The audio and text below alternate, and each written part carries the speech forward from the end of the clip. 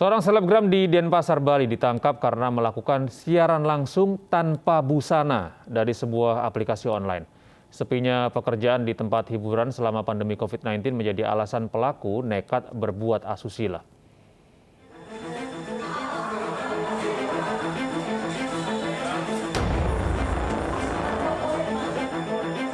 RR, seorang selebgram di Denpasar, Bali, kini mendekam di rutan Polresta Denpasar usai diciduk polisi di apartemennya di Jalan Taman Pancing. Setelah diinterogasi polisi, RR mengakui semua perbuatannya telah melakukan siaran langsung dari sebuah aplikasi online tanpa mengenakan busana. Pelaku juga mengaku sudah menjalankan aksinya selama 9 bulan dan meraup keuntungan hingga 50 juta rupiah per bulannya.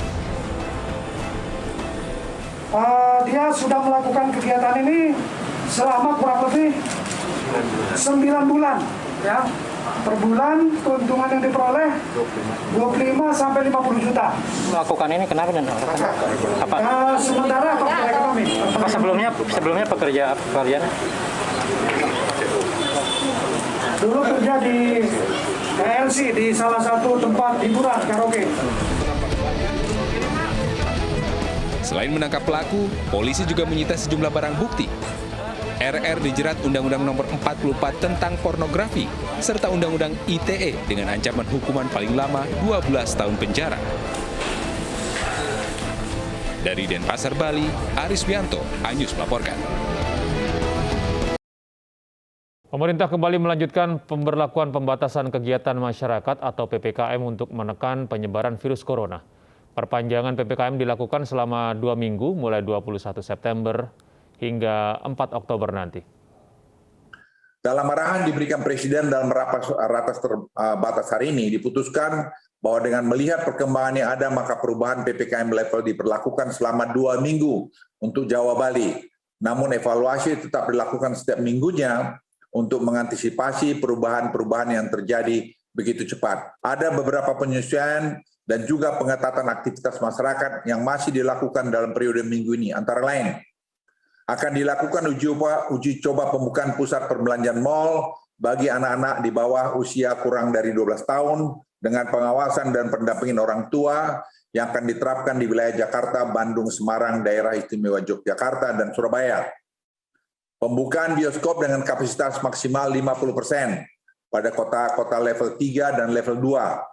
Namun Dewan Kewajiban menggunakan aplikasi Peduli Lindungi serta penerapan protokol kesehatan yang ketat.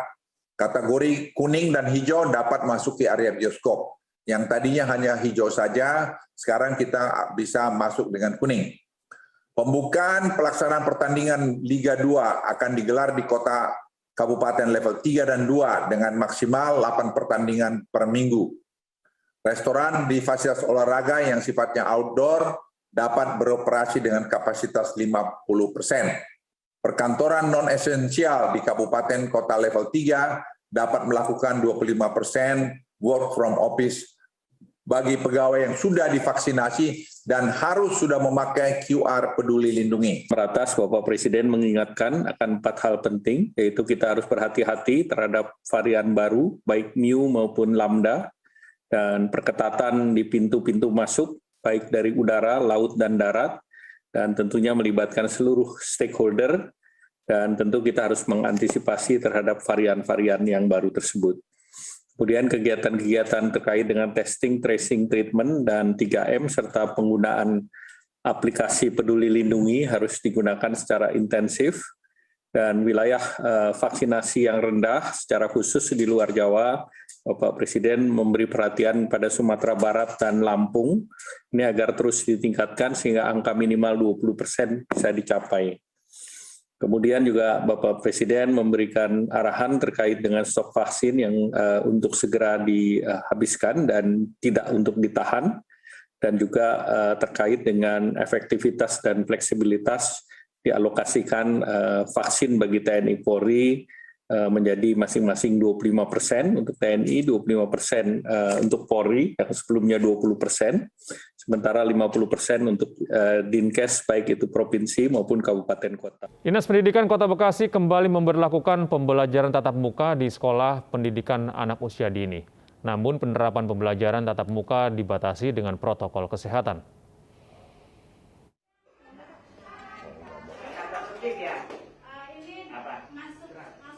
Dinas Pendidikan Kota Bekasi kembali memberlakukan pembelajaran tatap muka di jenjang pendidikan anak usia dini atau PAUD.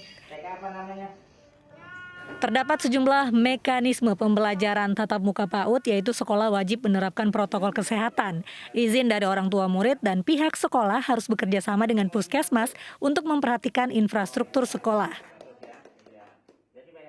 Seluruh stakeholder termasuk yang TK itu harus ada kerjasama dengan puskesmas tempat dan juga lurah.